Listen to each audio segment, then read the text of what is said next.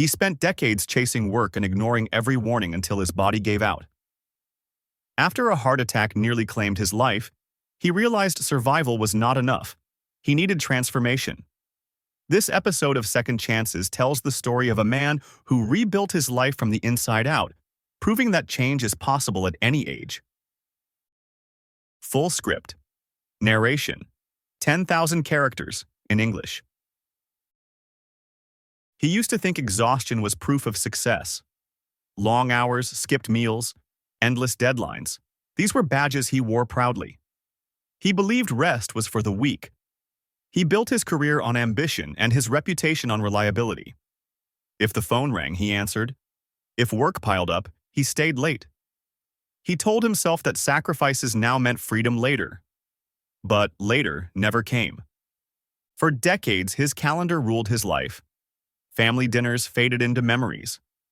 Doctor appointments were postponed until they vanished from his schedule entirely.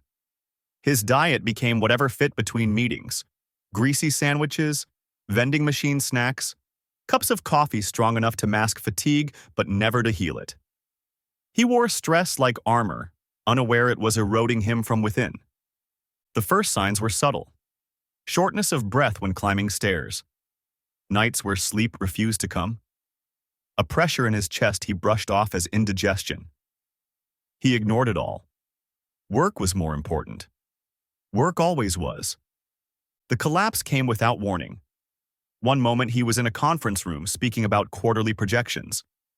The next, pain radiated through his chest and down his arm. His vision blurred, sweat poured, and he fell to the floor. Panic surrounded him. Voices, hands, someone dialing emergency services. Darkness closed in before he could form a thought. When he opened his eyes, he was in a hospital bed. Machines beeped steadily. Tubes and wires tethered him like anchors. A doctor leaned over him and spoke words that rearranged his life. Heart attack. It should have been the end. By every calculation, his body had reached its limit. Years of neglect had pushed him to the edge. But somehow, he survived. The doctors called it luck. He called it something else, a second chance. The weeks that followed were brutal. Recovery was not just physical, it was emotional. He had to face the truth that he had been living a slow suicide disguised as ambition. He had to admit that survival alone was not enough. If he wanted more time, he had to change. So he did.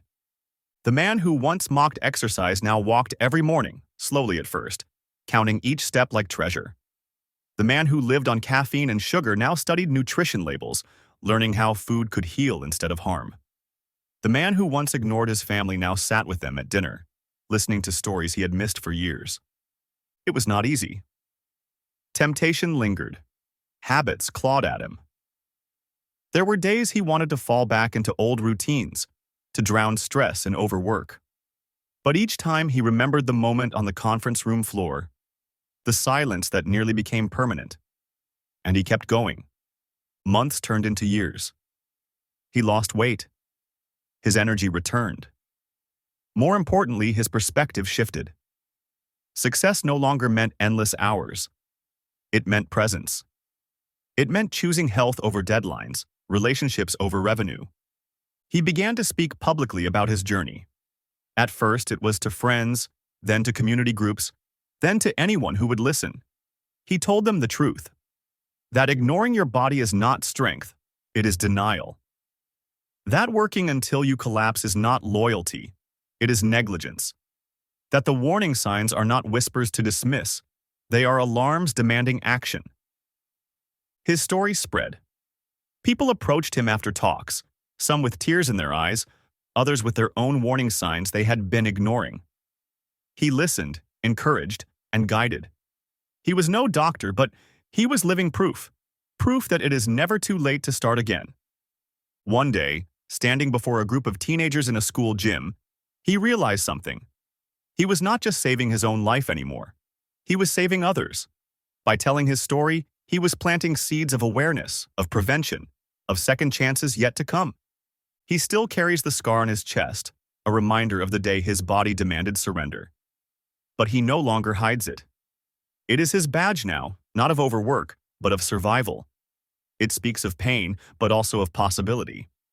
He often ends his talks with a simple line. I used to think the heart was just a muscle. Now I know it is a messenger. Listen to it before it stops speaking. And as he walks off the stage, steady and alive, he knows the truth. He did not just survive a heart attack. He saved his own life.